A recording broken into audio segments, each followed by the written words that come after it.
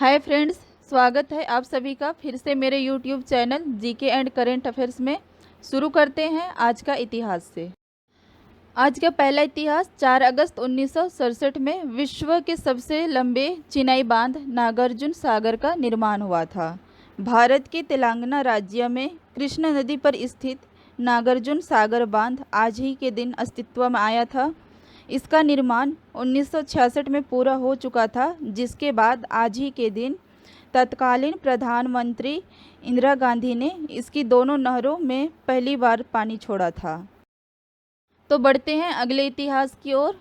4 अगस्त 1956 में देश का पहला परमाणु अनुसंधान रिएक्टर अप्सरा में शुरू हुआ। आज ही के दिन साल 1956 में देश का पहला परमाणु अनुसंधान रिएक्टर अप्सरा में शुरू हुआ था। ये एशिया का भी पहला परमाणु अनुसंधान रिएक्टर था। इसे भाभा एटॉमिक रिसर्च सेंटर ने ब्रिटेन के सहयोग से डिजाइन किया था। भाभा एटॉमिक रिसर्च सेंटर की वेबसाइट के मुताबिक तत्काल पीएम पंडित जवाहरलाल नेहरू ने औपचारिक रूप से 20 जनवरी 1957 को इसका उद्घाटन किया था। तो चलिए शुरू करते हैं आज का पहला क्वेश्चन। किस देश में विश्व की सबसे बड़ी परमाणु संलयन परियोजना स्थापित की गई? उत्तर होगा फ्रांस। सूरज से भी ज़्यादा ऊर्जा पैदा करने वाला सबसे बड़ा परमाणु फ्यूजन प्रोजेक्ट फ्रांस में बन रहा है। इसका कूलिंग सिस्टम भारत ने बनाया है। Next question. किस राज्य की तकनीकी शिक्षा मंत्री कमल रानी का कोविड-19 के कारण निधन हुआ? आंसर होगा उत्तर प्रदेश। वे यूपी विधानसभा की सदस्य थी। इससे पहले वे सांसद भी रह चुकी है। कमल रानी वरुण यूपी सरकार में तकनीकी शिक्षा मंत्री थी। वह कोरोना से संक्रमित थी और लखनऊ के पीजीआई में उनका इलाज चल रहा था। वह 62 वर्ष की थी। बढ़ते हैं अगले क्वेश्चन की ओर। किस राज्य के राज्यपाल ने 3 राजधानियों वाली योजना को मंजूरी प्रदान की है? उत्तर होगा आंध्र प्रदेश। आंध्र प्रदेश के राज्यपाल विश्वभूषण हरिचंदन ने शुक्रवार को एक ऐतिहासिक विधेयक मंजूरी प्रदान करते हुए राज्य की 3 राजधानियों के निर्माण के प्रस्ताव को स्वीकृति प्रदान दी है।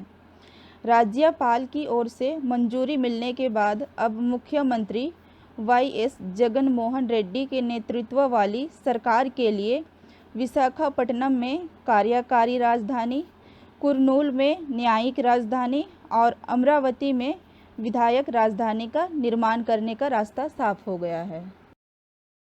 Next question. नितिन गडकरी ने महात्मा गांधी ब्रिज का उद्घाटन किस राज्य में किया? उत्तर होगा बिहार। केंद्रीय सड़क परिवहन मंत्री नितिन गडकरी ने वीडियो कॉन्फ्रेंस के माध्यम से महात्मा गांधी पुल के अपस्ट्रीम लेन का उद्घाटन किया है। 5.5 किलोमीटर 4 लेन पुल पटना और बिहार के हाजीपुर को जोड़ने वाली गंगा नदी पर बनाया गया है। इस पुल का निर्माण 2017 में शुरू हुआ था। इसका लागत है 1742 करोड़ रुपये।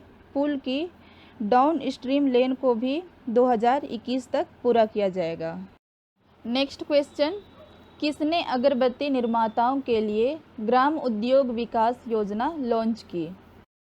उत्तर है micro small and medium enterprises. इस योजना का मतलब है बेरोजगार और प्रवासी मजदूरों के लिए रोजगार सृजित करने के साथ कारीगरों एवं स्थानीय अगरबत्ती उद्योग की मदद करना।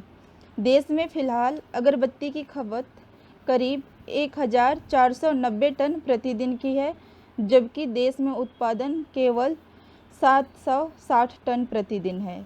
मांग को पूरा करने के लिए मुख्य रूप से चीन और वियतनाम से आयात किया जाता है। बढ़ते हैं अगले क्वेश्चन की ओर। दुनिया के सबसे उम्रदराज फ्लाइट इंस्ट्रक्टर एवं पायलट कौन बनी? उत्तर है रोबिना एसटी। कैलिफोर्निया की एक 99 वर्षीय महिला ने 2 गिनीज वर्ल्ड रिकॉर्ड तोड़ दिए हैं जब उसने एक विमान को पायलट किया और हवा में उड़ान का सबक दिया। उन्हें दुनिया की सबसे पुरानी उड़ान प्रशिक्षक और सक्रिय पायलट का नाम दिया गया क्योंकि उन्होंने रिवरसाइड म्यूनिसिपल एयरपोर्ट पर नेक्स्ट जेन फ्लाइट अकादमी में अपना अंतिम उड़ान सबक दिया है। नेक्स्ट क्वेश्चन, भारत ने किस देश के साथ 5 नए मेडिकल रिसर्च सेंटर स्थापित करने के लिए 8 मिलियन पाउंड का समझौता किया है? उत्तर होगा यूनाइटेड किंगडम। यूनाइटेड किंगडम और भारत एंटी माइक्रोबियल प्रतिरोध से निपटने के लिए 8 मिलियन पाउंड की 5 नई परियोजनाओं के साथ अपने मौजूदा वैज्ञानिक अनुसंधान सहयोग को मजबूत कर रहे हैं, जिससे एंटीबायोटिक प्रतिरोधी बैक्टीरिया और जीन के खिलाफ वैश्विक लड़ाई में महत्वपूर्ण प्रगति होगी। बढ़ते हैं अगले क्वेश्चन की ओर। भारत के किस राज्य ने वृक्षारोपण के मामले में गिनीज वर्ल्ड रिकॉर्ड बनाया है? आंसर है उत्तर प्रदेश। योगी सरकार के नाम एक और उपलब्धियां जुड़ गई है। यूपी सरकार के पर्यावरण के लिए किए गए काम को अंतर्राष्ट्रीय पहचान मिली है। योगी सरकार द्वारा चलाए गए पौधारोपण अभियान को Guinness book of world records में शामिल किया गया है। इन्होंने 28 जुलाई को 240 प्रजातियों के पौधे रोपण किए थे। अगला क्वेश्चन है, एचपी कंपनी के प्रबंध निर्देशक कौन बने? उत्तर होगा केतन पटेल। कंप्यूटर और प्रिंटर के क्षेत्र की बड़ी कंपनी एचपी ने शुक्रवार को केतन पटेल को एचपी ग्रेटर इंडिया का प्रबंध निर्देशक नियुक्त किया है।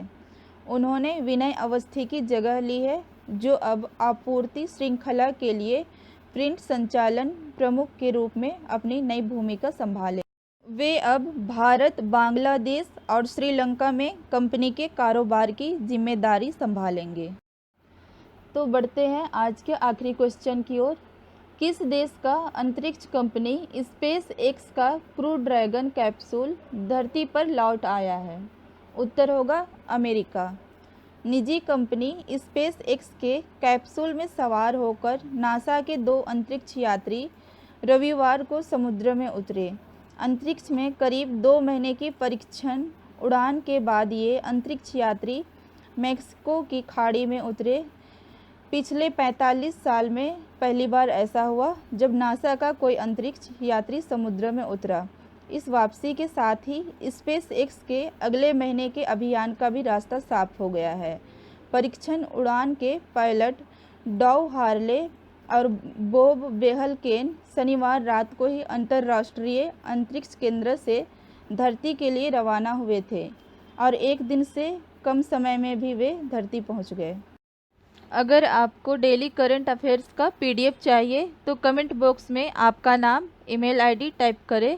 हम आपको डेली करंट अफेयर्स का पीडीएफ मेल कर देंगे, वो भी बिल्कुल फ्री। अगर आपको वीडियो पसंद आया हो तो लाइक, कमेंट और शेयर करें।